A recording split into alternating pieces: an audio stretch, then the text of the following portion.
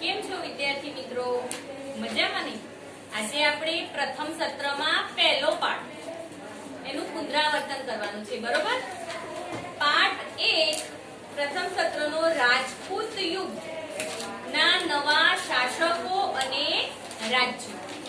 એમાં જુઓ, દરેક જણ ધ્યાનથી સાંભળશે. હું બધા પ્રશ્નોના જવાબ હું સમજાવીશ, પછી તમારે જવાબ આપવાના છે, બરોબર?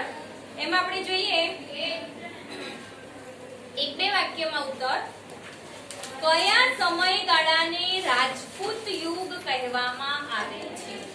બરોબર, ધ્યાન રાખજો જોડે જોડે તમે પણ. તો ઈસવીસન 700 થી 1200 સાલ યાદ રાખવી પડશે. કઈ સાલ? 700 થી 1200 વચ્ચેના જે 500 વર્ષનો સમયગાળો. કેટલા વર્ષનો સમયગાળો છે? 500. 700 થી 1200 થયા ને 500 વર્ષ. એ 500 વર્ષના સમયગાળાને રાજપૂત યુગ કહેવામાં આવે છે. આ બધા પ્રશ્નો પછી ફરી પૂછીશ. તમારે ખાલી જગ્યામાં પણ આવશે, વિકલ્પમાં પણ આવશે, તમારે જવાબ આપવાનો છે, બરોબર? બીજો પ્રશ્ન, 7મી સદીમાં કોના કોના અવસાન બાદ ઉત્તર ભારતમાં અને દક્ષિણ ભારતમાં સ્વતંત્ર રાજ્યો અસ્તિત્વમાં આવ્યા? પહેલા તો સવાલ જ સમજવો પડે ખાસ તો કઈ? તો 7મી સદીમાં, જ્યારે 7મી સદી હતી એ વખતે કોના અવસાન બાદ તેના એટલે કે ઉત્તર ભારતમાં અને દક્ષિણ ભારતમાં સ્વતંત્ર રાજ્યો અસ્તિત્વમાં આવ્યા. તો 7મી સદીમાં જવાબમાં આવશે 7મી સદીમાં હર્ષવર્ધનના અવસાન બાદ. કોના અવસાન બાદ? હર્ષવર્ધનના અવસાન બાદ ઉત્તર ભારતમાં પુલકેશી એટલે કે હર્ષવર્ધનના અવસાન બાદ ઉત્તરમાં અને પુલકેશી બીજાના અવસાન બાદ દક્ષિણ ભારતમાં સ્વતંત્ર રાજ્યો અસ્તિત્વમાં આવ્યા. હવે ત્રીજો પ્રશ્ન, ઉત્તર ભારતના કોઈ પણ 3 મુખ્ય રાજવંશોના નામ જણાવો. તો ઉત્તર ભારતના જે મુખ્ય રાજવંશો છે એમાં પહેલું વંશ કયું? તો ગઢવાલ વંશ. યાદ રાખજો હા, પરીક્ષા છે તમારે ખબર છે ને 15મી. તો આ એટલે કે આપણે બધા જ પાઠ તૈયાર કરી દેવાના. એમાં પહેલો છે કયો વંશ આવશે? ગઢવાલ વંશ. બીજો કયો? ચંદેલ વંશ. ત્રીજો કયો? પરમાર વંશ. યાદ રહ્યા? ગઢવાલ વંશ, પછી બીજો ચંદેલ વંશ અને ત્રીજો કયો? પરમાર વંશ. ખ્યાલ આવ્યો? હવે ચોથો, ગઢવાલ રાજ્યની સ્થાપના કોણે કરી હતી અને તેણે કયા કયા સ્થળોએ રાજધાની બનાવી હતી? તો ગઢવાલ રાજ્યની સ્થાપના ચંદ્રદેવે કરી હતી. કોણે કરી હતી ગઢવાલ રાજ્યની સ્થાપના? ચંદ્રદેવ. બરોબર. અને તેણે કનોજ અને કાશીને રાજધાની બનાવી હતી. કોને રાજધાની બનાવી હતી? કનોજ અને કાશી. કોને કનોજ અને કાશીને રાજધાની બનાવી હતી? ચંદ્રદેવ. ખ્યાલ આવ્યો? આગળ, બુંદેલખંડમાં જે બુંદેલખંડ રાજ્યમાં કયા કયા મહાન શાસકો થઈ ગયા? તો આમાં જવાબ આવશે બુંદેલખંડમાં એટલે કે બુંદેલખંડ જે રાજ્ય હતું એમાં યશોવર્મા, બીજું કીર્તિવર્મા, પછી પરમશી દેવ, એને પરમાર પણ કહેવામાં આવે છે. બીજા કયા નામે ઓળખાય છે? પરમાર વગેરે જે મહાન શાસકો થઈ ગયા. આગળ 6, ચંદેલોએ બુંદેલખંડને કેવી રીતે સુશોભિત બનાવ્યું હતું? તો ચંદેલોએ ભવ્ય ધાર્મિક મકાનો અને જળાશયો બંધાવીને બુંદેલખંડને સુશોભિત બનાવ્યું હતું. આ પ્રશ્ન પૂછાયો છે કે ચંદેલો લોકો હતા એમને બુંદેલખંડને કેવી રીતે સુશોભિત કર્યું? તો એ લોકોએ શું કર્યું? મોટા મોટા ભવ્ય ધાર્મિક મકાનો બંધાવ્યા, તેમજ જળાશયો બંધાવ્યા અને તેથી તેમનું જે રાજ્ય હતું બુંદેલખંડ એનો એમને સુશોભિત એટલે કે સુશોભિત કર્યું એટલે શોભાવ્યું. ખ્યાલ આવ્યો? આગળ, માળવાનો પ્રદેશ પ્રાચીન કાળથી કયા રાજ્ય તરીકે જાણીતો છે? તો માળવાનો પ્રદેશ પ્રાચીન કાળથી અવંતી તથા બીજા કયા નામે ઉજ્જૈનના કયા નામે ઉજ્જૈન રાજ્ય તરીકે જાણીતો છે। આ પ્રશ્ન પણ પરીક્ષામાં પૂછાયો છે કે માળવાનો જે પ્રાચીન પ્રદેશ છે, માળવાનો પ્રદેશ પ્રાચીન કાળથી અવંતી અથવા ઉજ્જૈનના રાજ્ય તરીકે જાણીતો છે। આગળનો પ્રશ્ન, પરમાર વંશમાં કયા મહાન શાસકો થઈ ગયા? તો પરમાર વંશમાં સિંહ, મૂંજ, ભોજ વગેરે મહાન શાસકો થઈ ગયા। યાદ રાખજો કયા કયા? સિંહ, મૂંજ અને ત્રીજો ભોજ। સિદ્ધરાજ જયસિંહની રાજકુમારીના લગ્ન કોની સાથે થયા હતા? તો સિદ્ધરાજ જયસિંહના જે રાજકુમારી હતી એના લગ્ન શાકંભરી રાજ્યના એટલે કે શાકંભરીના ચૌહાણ વંશના અર્ણોરાજ સાથે થયા હતા। આ ખાસ પૂછાયો પ્રશ્ન છે। તો સિદ્ધરાજ જયસિંહ છે એની દીકરી, એનું નામ શું હતું? રાજકુમારી, એના લગ્ન શાકંભરીના ચૌહાણ વંશના અર્ણોરાજ સાથે થયા હતા। હવે બીજું, અણહિલવાડ પાટણની સ્થાપના કોણે કરી હતી?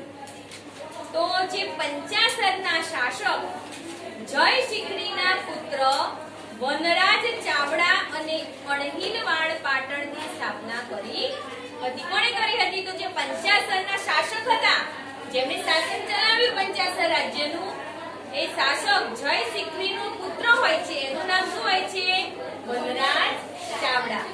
વનરાજ ચાવડાએ અણહિલવાડ પાટણની સ્થાપના કરી, બરોબર। આગળ, વનરાજ ચાવડાએ પોતાના નવા નગરનું શું નામ પાડ્યું? એને શું નામ પાડ્યું હતું? એને દુઃખમાં સાથ આપનાર। એટલે દુઃખમાં સાથ કોને આપ્યો? તો એનો મિત્ર હતો। યાદ આવે છે?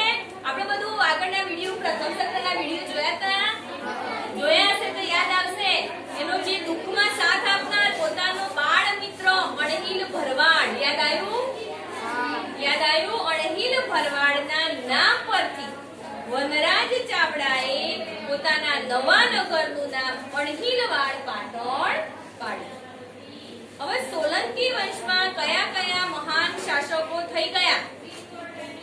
તો સોલંકી વંશમાં સિદ્ધરાજ જયસિંહ, કુમારપાળ, ભીમદેવ બીજો વગેરે જેવા શક્તિશાળી શાસકો થઈ ગયા।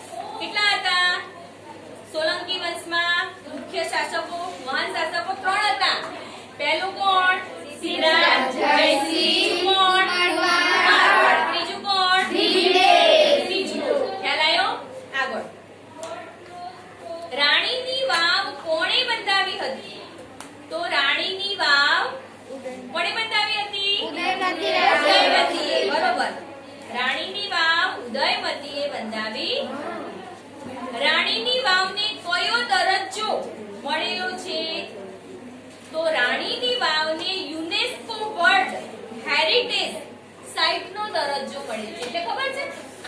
એટલે કે મેં સમજાવ્યું તે વખતે વિડિયોની અંદર, એટલે કે દાખલા તરીકે જોવાલાયક સ્થળ તરીકે આપણે પર્યટકો જાય છે કે નહીં, એ રીતે યુનેસ્કોની અંદર જે વર્લ્ડ હેરિટેજની અંદર પણ આની નોંધણી છે કે આ એક પ્રવાસન સ્થળ છે। ખ્યાલ આવ્યો? એ રીતે આ યુનેસ્કો વર્લ્ડ હેરિટેજ સાઇટનો દરજ્જો એને મળેલ કહેવાય છે। અણહિલવાડ પાટણના આદર્શ રાજમાતા કોણ કહેવાતું હતું? તો સોલંકી રાજા કોણ? સિદ્ધરાજ જયસિંહ। એની માતાનું નામ મિનળદેવી। કે મિનળદેવી અણહિલવાડ પાટણના આદર્શ રાજમાતા કહેવાતા હતા। આગળ, વીર ધવલના શાસનકાળ દરમિયાન ગુજરાતને કયા મંત્રીઓ મળ્યા હતા? તો વીર ધવલના જે શાસનકાળ દરમિયાન ગુજરાતને વસ્તુપાળ અને તેજપાળ, યાદ રાખજો, વસ્તુપાળ અને તેજપાળ નામના 2 મંત્રીઓ મળ્યા હતા। વાઘેલા વંશનો છેલ્લો શાસક કોણ હતો? કર્ણદેવ, બરોબર, સરસ। કર્ણદેવ વાઘેલા વંશનો છેલ્લો શાસક હતો। સેન વંશના શાસક બલ્લાલ સેને કયા 2 ગ્રંથો તો સેન વંશના શાસક પલ્લાલ સેને દાનસાગર અને અલસાગર બરોબર નામના બે ગ્રંથો રચ્યા હતા. પછી આગળનો પ્રશ્ન, ગુજરાતનો પ્રથમ સુલતાન કોણ હતો? ગુજરાતનો પ્રથમ સુલતાન મુઝફ્ફર શાહ હતો. કોણ હતો? મુઝફ્ફર શાહ. પછી દક્ષિણના રાજ્યો કોને કહેવામાં આવે છે? તો દક્ષિણ નર્મદા નદીના કિનારે આવેલા રાજ્યોને દક્ષિણના રાજ્યો કહેવામાં આવે છે. હવે આગળ, દક્ષિણ ભારતના કોઈ પણ 3 રાજવંશોના નામ જણાવો. તો કયા કયા આવશે? ચાલુક્ય વંશ, રાષ્ટ્રવંશ, યાદવ વંશ. જો ફરી બોલું, ચાલુક્ય વંશ, બીજો રાષ્ટ્રકૂટ વંશ, ત્રીજો યાદવ વંશ, ચોથો હોયસલ વંશ. કયો? હોયસલ વંશ. પછી વરંગલ વંશ અને પલ્લવ વંશ. ખ્યાલ આવ્યો? આગળ, ચાલુક્ય વંશમાં કયા કયા મહાન શાસકો થઈ ગયા? તો ચાલુક્ય વંશમાં પુલકેશી પ્રથમ બરોબર, પછી કીર્તિવર્મા, પુલકેશી બીજો વગેરે મહાન શાસકો થઈ ગયા. હવે આજે રાજપૂત યુગમાં યાદવ વંશના કયા બે રાજ્યો અસ્તિત્વમાં હતા? તો રાજપૂત યુગમાં આ બે રાજ્યો અસ્તિત્વમાં હતા. પહેલું કયું? દેવગિરી. બીજું કયું? દ્વારસમુદ્ર. બરોબર. હવે પલ્લવ વંશના મહાન શાસકો કયા કયા હતા? તો મહેન્દ્રવર્મા પ્રથમ, નરસિંહવર્મા પ્રથમ, નરસિંહવર્મા બીજો વગેરે. આ બધા પલ્લવ વંશના મહાન શાસકો હતા. હવે ચોલ વંશના મહાન શાસકો કયા કયા હતા? તો રાજરાજ પ્રથમ, રાજાધિરાજ પ્રથમ, રાજેન્દ્ર પ્રથમ વગેરે. આ બધા ચોલ વંશના મહાન શાસકો હતા. રાજપૂત યુગમાં રાજાના પદ માટે શી વ્યવસ્થા હતી?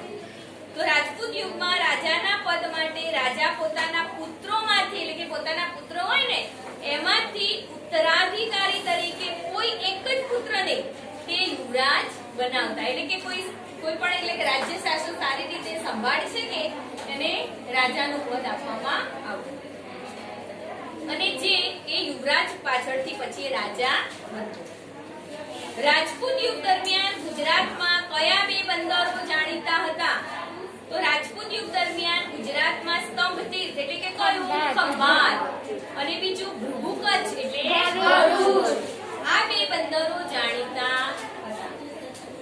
પછી સિયાબુદ્દીન ગોરીએ કોને હરાવીને દિલ્હીમાં સત્તા સ્થાપી?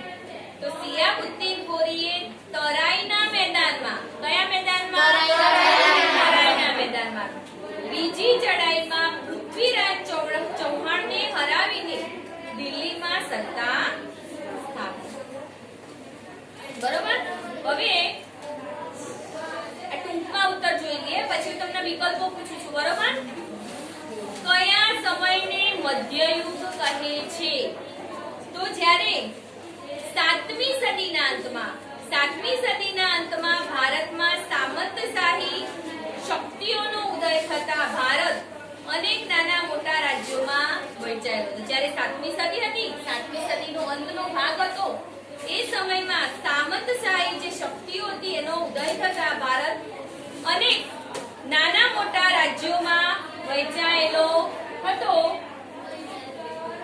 અને દેશમાં અનેક રાજવંશોનો ઉદય થયો. આ સમયને મધ્યયુગ કહે છે. ખબર પડી મધ્યયુગ કોને કહે છે? આ યાદ રાખજો, પછી પૂછું છું પ્રશ્ન. બરોબર. ચૌહાણ વંશનો કયો રાજા ભારતના ઇતિહાસમાં અદ્વિતીય સ્થાન ધરાવે છે? બરોબર. અને શા માટે?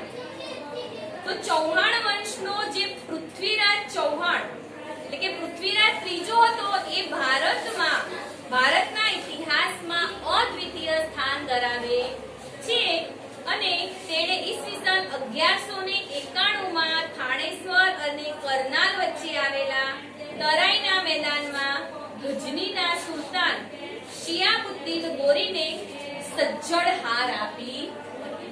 યાદ રાખજો, ફરીથી બોલું છું, જે ચૌહાણ વંશનો હતો રાજા કયો? પૃથ્વીરાજ ત્રીજો. બરોબર, એને ભારતના ઇતિહાસમાં એનું અદ્વિતીય સ્થાન હતું. બરોબર, પછી તેણે શું કર્યું? ઈસવીસન 1191 માં થાણેશ્વર અને કરનાલ વચ્ચે, કોની વચ્ચે? થાણેશ્વર અને કરનાલ વચ્ચે આવેલું તરાઈનું મેદાન. કયું મેદાન? તરાઈનું મેદાન. તરાઈના મેદાનમાં ગજનીના સુલતાન શિયાબુદ્દીન ગોરીને સજ્જડ હાર આપી. ખ્યાલ આવી ગયો? આગળ તરાઈના યુદ્ધ એટલે કે તરાઈનું યુદ્ધ ભારતના ઇતિહાસમાં સાથી સીમા ચિહ્ન રૂપ ગણાય છે. તો ઈસવીસન 1192 માં તરાઈના યુદ્ધમાં ગજનીના સુલતાન કોણ હતા? શિયાબુદ્દીન ગોરી. એના સાથેના યુદ્ધમાં દિલ્હીના રાજા પૃથ્વીરાજ ચૌહાણની હાર થતા દિલ્હી પરથી રાજપૂત શાસનનો શું થાય છે? અંત આવે છે અને દિલ્હીની ગાદી ઉપર મુસલમાન એટલે કે મુસ્લિમ સત્તાની સ્થાપના થઈ. તેથી તરાઈનું યુદ્ધ ભારતના ઇતિહાસના સીમાચિહ્ન રૂપ એટલે કે યાદગાર ગણાય છે. સીમાચિહ્ન રૂપ એટલે કે યાદગાર. રાજમાતા મિનળ દેવીએ પ્રજા કલ્યાણના કયા કયા કાર્યો કર્યા? તો રાજમાતા મિનળ દેવી કેવા હતા? પ્રજાવત્સલ એટલે કે પ્રજા પ્રેમી. પ્રજા માટે પ્રેમ ભાવ દર્શા, પ્રજાને જે જોઈએ બધા કાર્યો કરી આપતા હતા. પ્રજાવત્સલ હતા. તે પ્રજા કલ્યાણના કામો કરવા માટે જેમ હંમેશા કેવા રહેતા? તત્પર રહેતા. તેમણે પ્રજાને ન્યાય આપવા નોંધપાત્ર કામો કર્યા હતા. તેમણે શું કર્યું? સોમનાથનો જે યાત્રા વેરો ભરાતો હતો, એટલે કે ભગવાનની યાત્રા કરવા જઈએ અને આપણે યાત્રા વેરો ભરવો, એમને શું કરાયું? બંધ કરાવ્યું. ભગવાનના દર્શન કરવામાં કઈ વેરો ભરવાનો હોય નહીં. એમને વેરો બંધ કરાવ્યો હતો અને તેમના કહેવાથી તેમને પીવાના પાણીની સમસ્યા પણ તેમને હલ કરવા સિદ્ધરાય જયસિંહે શું કર્યું? ધોળકાની અંદર મલાવ તળાવ બંધાવ્યા અને વિરમગામમાં મુનસર તળાવ બંધાવ્યા હતા. પીવાના પાણીની પણ સમસ્યા એમને દૂર કરી અને જે યાત્રા વેરો હતો એ પણ એમને શું કરાવ્યું? પ્રજા માટે બંધાવ્યું. સોલંકી રાજા કુમારપાળ કોનો ઘણો પ્રભાવ હતો? તેમની પ્રેરણાથી કુમારપાળે શું કર્યું? તો જો સોલંકી રાજા કુમારપાળ પર કલિકાલ સર્વજ્ઞ કોણ હતા? હેમચંદ્રાચાર્યજીનો પ્રભાવ હતો. તેમની પ્રેરણાથી કુમારપાળે શું કર્યું? રાજ્યમાં જુગારની રમત અને પશુવધ ઉપર શું કર્યું? પ્રતિબંધ મૂક્યો. અને રાજ્યની અંદર શું જુગાર રમાતો હતો, એ જુગાર રમત એમને બંધ કરાવી. બરોબર, પછી પશુવધ ઉપર પણ એટલે કે જે પશુઓની હિંસા થતી હતી ને, એ પણ એમને શું કરાવી? બંધ કરાવી. અને તેમણે અહિંસાના પાલન માટે કડક આજ્ઞાઓ આપી હતી. પછી વાઘેલાઓ મૂળ કઈ જાતિના હતા? તેઓ વાઘેલાઓ શાથી કહેવાયા? તો વાઘેલાઓ મૂળ ચૌલુક્ય જાતિના હતા. કયા જાતિના હતા? ચૌલુક્ય જાતિના હતા. અને તેમને સોલંકીઓએ વ્યાઘ્રપલ્લી ગામ એટલે કે અર્ણો રાજને ભેટમાં આપ્યું હતું અને તે ગામના નામ પરથી અર્ણો રાજના વંશજો વાઘેલા હતા. હવે વેગીનાર ચાલુક્યો તરીકે કોણ ઓળખાયા? કેવી રીતે? તો વાતાપીના ચાલુક્યોની સત્તા કેવી? નબળી પડી. ત્યારે તેમની એક શાખાએ ગોદાવરી અને કૃષ્ણા નદીની વચ્ચેનો જે પ્રદેશ હતો, વચ્ચેના પ્રદેશમાં પોતાની સત્તા સ્થાપી અને આ પૂર્વીય ચાલુક્ય શાસકોએ તેમની રાજધાની વેગીમાં રાખી હોવાથી તેઓ વેગીના ચાલુક્યોના નામે તેઓ ઓળખાયા. બરોબર, હવે આગળ રાજપૂત યુગમાં રાજ્યમાં મંત્રીઓના કેટલા પ્રકાર હતા? કયા કયા અને તેમના કાર્યો? તો રાજપૂત યુગમાં રાજ્યમાં મંત્રીઓના બે પ્રકાર હતા. કેટલા પ્રકાર હતા? બે. એમાં પહેલો અમાત્ય અને બીજો સચિવ. અમાત્યનું કાર્ય શું? મંત્રણા કરવાની, રાજનીતિ કરવાનું, વાતચીત કરવી હોય, બીજી મંત્રણા કરવી હોય, એ બધું. બરોબર. બીજું, જ્યારે સચિવો એ શું કરતા? અમાત્યનું કાર્ય મંત્રણા અને રાજનીતિ કરવાનું હતું. અને જ્યારે સચિવોનું કાર્ય શું હતું? લડાઈ કરવાની અને સુલેહ હતું.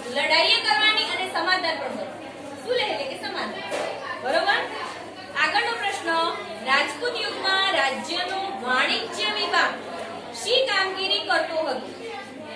તો રાજપૂત યુગમાં રાજ્યો નો જે વાણિજ્ય વિભાગ હતો વિદેશો સાથેના વેપાર ઉપરથી જકાત વસૂલ કરવાની હતી. બરોબર? જે વેપાર મથકો હોય તો હતા એના વેપાર કરવાની જકાત વસૂલ કરવાનું. બીજું ચીજ વસ્તુઓની કિંમતો નક્કી કરવાનું અને લોકોની જે જીવન જરૂરિયાતની ચીજ વસ્તુઓ મંગાવવાની વગેરે વ્યવસ્થા કરતો હતો. આગળ 10 મોહમ્મદ ગજનીએ ભારત પર ક્યારે અને શા માટે આક્રમણો કર્યા?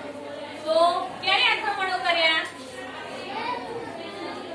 મોહમ્મદ ગજનીએ તો જોઈએ આપણે તો ભારતમાં અઢળક ધન સંપત્તિ હતી. આપણા ભારતમાં અઢળક ધન સંપત્તિ હતી અને એ સંપત્તિને લૂંટીને ભારતના દેશમાં એટલે કે લૂંટીને તે પોતાના દેશમાં લઈ જવા માટે તેમણે ગજનીએ શું કર્યું? ગજનીના સુલતાન મોહમ્મદ ગજનીએ ઈસવીસન 1000 કઈ સાલ? ઈસવીસન 1000 થી 1026 ના સમયગાળા દરમિયાન ભારત પર એમણે આક્રમણો કર્યા.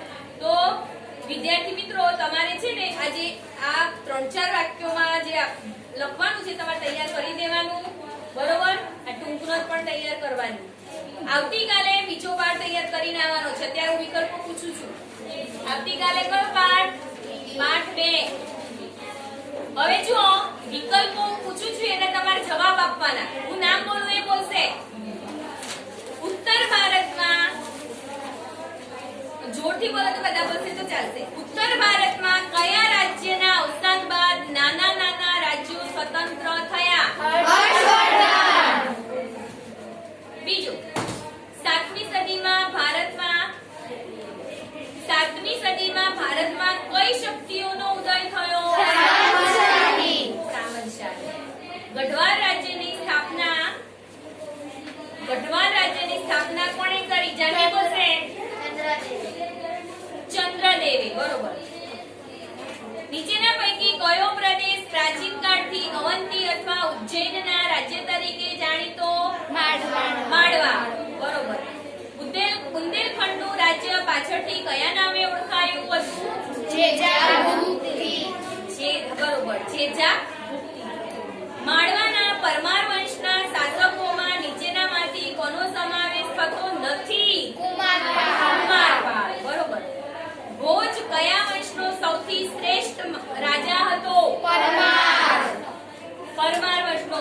દરેકે જવાબ આપવાનો જ પાછો. ધારાનગરીમાં મહાશાળાની સ્થાપના કયા રાજાએ કરી? ભોજે. ચૌહાણ વંશનો કયો રાજા ભારતના ઇતિહાસમાં અદ્વિતીય સ્થાન ધરાવે છે? પૃથ્વીરાજ ત્રીજો. બરોબર. પૃથ્વીરાજ ચૌહાણે કયા મેદાનમાં સિયાબુદ્દીન ગોરીને સજ્જડ પરાજય આપ્યો હતો? કરાઈના. ઈસવીસન 736 માં સરસ્વતી નદીના કિનારે કોણે અણહિલવાડ પાટણની સ્થાપના કરી હતી? બરોબર. કયા વંશના શાસનકાળને ગુજરાતના રાજપૂત શાસનનો સુવર્ણયુગ કહેવાય? બરોબર. રાણીની વાવ કયા વંશના શાસનકાળમાં?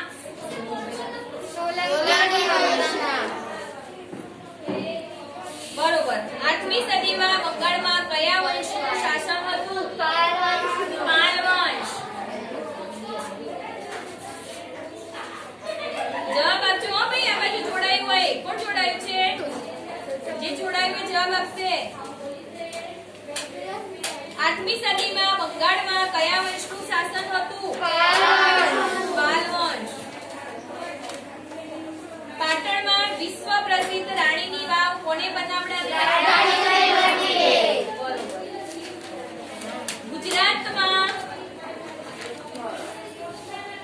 ગુજરાતમાં મલાવ તળાવ ક્યાં આવેલું છે? ધોળકામાં. બરોબર. સિદ્ધરાજ જયસિંહ સિદ્ધેવ શબ્દાનુશાસન નામના સમૃદ્ધ ગ્રંથની રચના કોની પાસે વાઘેલા વંશના છેલ્લા શાસકનું નામ? ગોપી બોલશે. કર્ણદેવ. બધાની બોલે. બંગાળમાં પાલ વંશની સ્થાપના કોણે કરી? ભોપાલે કઈ નદીનો વચ્ચેના ભૂમિ પ્રદેશ ઉપર વરંગલ વંશનું રાજ્ય હતું? બોલ. કૃષ્ણ અને કાવેરી. કૃષ્ણ અને કાવેરી. બરોબર. કોનું બીજું નામ કેરળ અથવા મલયાલમ છે? આ બાજુ બોલશે. કોણ છે? તિતિક્ષા. પાછળ કિયા ચેરનું. બરોબર. ચેર શાસકોમાં સૌથી શ્રેષ્ઠ શાસક કયો હતો?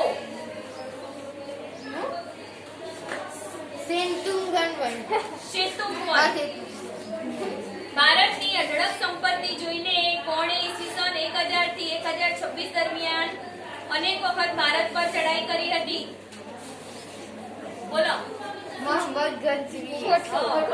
ના, સિયાબુદ્દીન ગોરીએ. તરાઈના મેદાનના બીજા યુદ્ધમાં સિયાબુદ્દીન ગોરીએ કોને હરાવીને દિલ્હીમાં સત્તા સ્થાપી હતી? બરોબર. પૃથ્વીરાજ ત્રીજો. પૃથ્વીરાજ ચૌહાણે. બરોબર. પછી ખાલી જગ્યા. 7મી સદીમાં ખાલી જગ્યાના અવસાન પછી ઉત્તર ભારતમાં તેના સામ્રાજ્યનું નાના નાના સ્વતંત્ર રાજ્યોમાં વિભાજન થયું. હર્ષવર્ધન. રાજપૂતો ખાલી જગ્યા પ્રતિપાલક હતા. ગૌ બ્રાહ્મણ. બરોબર. ભારતની રાજપૂતાણીઓ તેમના ખાલી જગ્યા માટે પ્રખ્યાત હતી. કોપી. સતીત્વ. વીરત્વ. ચંદેલોનું બુંદેલખંડ રાજ્ય પાછળથી ખાલી જગ્યાના નામથી ઓળખાયું હતું. પાછળ બેન આગળ આવી ગયું. ધાર્મિક. બરોબર. જેજાક ગુપ્તી. ખાલી જગ્યા પરમાર વંશનો સૌથી શ્રેષ્ઠ રાજા હતો. બોલો. કયો? તને પૂછ્યું મેં. બોલ ચાલ. ભોજ. રાજા ભોજે ખાલી જગ્યામાં એક મહાશાળા સ્થાપી હતી. ધારાનગરી. બરોબર. ખાલી જગ્યાનો શાસનકાળ ગુજરાતના રાજપૂત શાસનનો સુવર્ણ યુગ કહેવાય છે. સોલંકી. રાણી ખાલી જગ્યાએ પાટણમાં વિશ્વ પ્રસિદ્ધ વાવ બંધાવી હતી. રુદ્ર. બરોબર. પાટણની ખાલી જગ્યાને યુનેસ્કોએ વર્લ્ડ હેરિટેજ સાઇટનો દરજ્જો આપ્યો છે. પ્રિયમ. રાણીની વાવ. સિદ્ધરા જયસિંહની માતા ખાલી જગ્યા આદર્શ રાજમાતા હતા. બોલો. મિનળ દેવી. બંગાળમાં પાલ વંશની સ્થાપના ખાલી જગ્યા નામના રાજાએ કરી. બરોબર. ગોપાલ. બંગાળમાં પાલ વંશના પતન પછી ખાલી જગ્યા વંશની સ્થાપના થઈ. બરોબર. સેન. ખાલી જગ્યા નદીની દક્ષિણમાં આવેલા રાજ્યોને દક્ષિણના રાજ્યો કહેવામાં આવે છે. નર્મદા. ઈસવીસન 540 માં ખાલી જગ્યા પ્રથમે વાતાપીની રાજધાની બનાવી અલગ સ્વતંત્ર રાજ્ય સ્થાપ્યું હતું. પુલકેશી. યાદવોની રાજધાની ખાલી જગ્યા હતી. કઈ હતી? પાછળ વેદ. બરોબર. જ્યારે હોયસલોની રાજધાની ખાલી જગ્યા હતી. દ્વારસમૂહ. ચેર વંશના શાસકોમાં સેતુવન ખાલી જગ્યા સર્વશ્રેષ્ઠ શાસક હતો. હા, એટલે કે સેતુવન સર્વશ્રેષ્ઠ રાજા શાસક હતો. રાજા એક શાસક. બરોબર. કાશ્મીરના રાજા ખાલી જગ્યાની પસંદગી બ્રાહ્મણોની સભાએ કરી હતી. યશસ્કર. બરોબર. રાજપૂત યુગમાં જમીન પરનો કર ખાલી જગ્યા નામે ઓળખાતો. ભાગ. રાજપૂત યુગ દરમિયાન દરિયાપારના વેપાર માટે ગુજરાતના ખાલી જગ્યા અને ખાલી જગ્યા બંદરો જાણીતા હતા. સ્તંભ તીર્થ અને ભૃગુ કચ્છ. બરોબર. મોહમ્મદ ગજનીની ચડાઈનું મુખ્ય કારણ ભારતની અઢળક ખાલી જગ્યા હતી. ખબર પડી ગઈ પહેલા પાઠમાં? ફરીથી તમારે ખરા ખોટા તૈયાર કરવાના, પછી ફરીથી પ્રશ્નોના જવાબ કરવાના, મોટા પ્રશ્નો કરવાના. પહેલો પાઠ આખો કમ્પ્લીટ કરવાનો. આવતીકાલે બીજો પાઠ તૈયાર કરીને આવવાનો. બરોબર. ખબર પડી ગઈ ભાઈ? ખ્યાલ આવ્યો? ચલો બાય.